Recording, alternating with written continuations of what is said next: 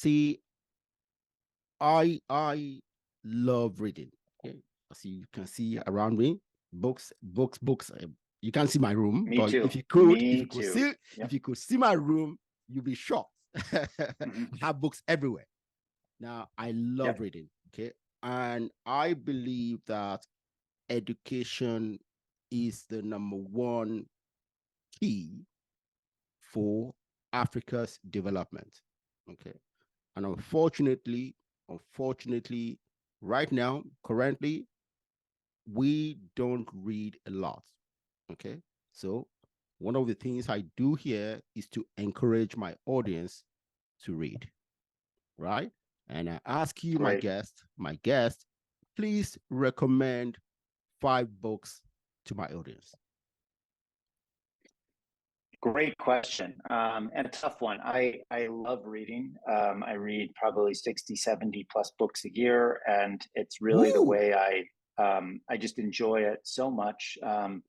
And I know not everyone loves reading. It can be tedious, et cetera, but I think it's great. And it's one of the lowest cost, highest return activities you can engage in. Exactly. That really, there's so many free books available in different channels. Kindles become a lot cheaper. So yeah, I love it.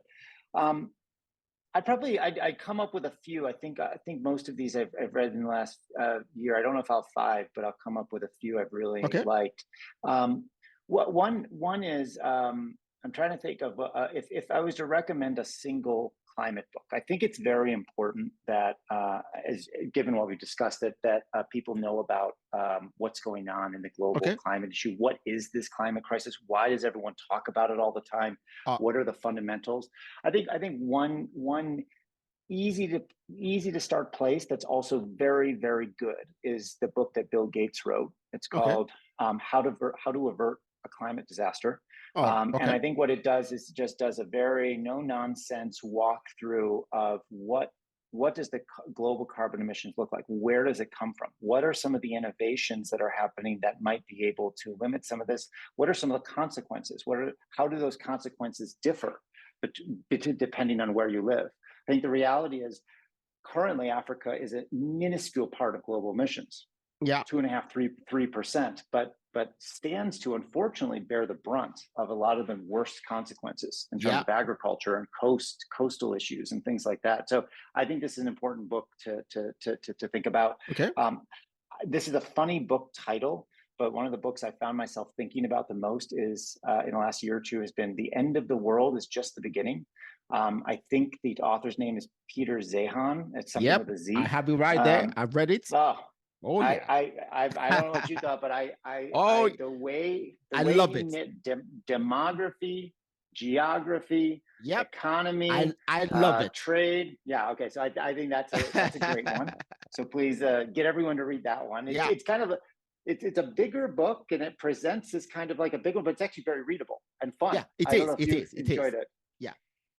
So I love that book. I love it. Yeah. Cobalt Red is a book I just read in the last few weeks that I just found Cobalt shocking. Red. Cobalt Red. I'm blanking on the author's name, but essentially talking about the incredibly sad and terrible cobalt mining industry in the DRC. Yeah. Okay. It was just written in the last year. I've listened to him. I've listened to him on a podcast. I actually think he was a guest of Joe Rogan's Experience. Probably. Recently. Yeah, he probably was. And I just found, I had no real knowledge of the extent to which cobalt is a necessary rare earth mineral in everything we depend on, all of our phones, all of our electronics, the EV revolution, and how terrible the mining industry is around it. The mining is crazy. And so I think it's really important for the world to kind of know about that, be aware of that. So that was a good one. A couple of then different ones. A book that jumps to mind is a book called Culture Map. I'm blanking on the author's name. Culture Map. Aaron Meyer. Yeah, it might be Aaron Meyer. No, don't worry. I'll check it out. I'll check it out. Yeah. So Culture Map is gives a sense along different dimensions how different cultures can be, particularly for business context, but really around the world. And I think we've used that. We have a team. We have team that from many different nationalities, not only across Africa, but we also have a 15-person team in India. We have teammates who are European, Canadian, American, Filipino, and I think this book does a great job of helping you understand some systematic ways that different cultures might see the same situation or the same input and just experience it differently. And I know as me, I'm there's ways in which I can't help. I was raised in America. There's certain deeply coded scripts and programs running in there.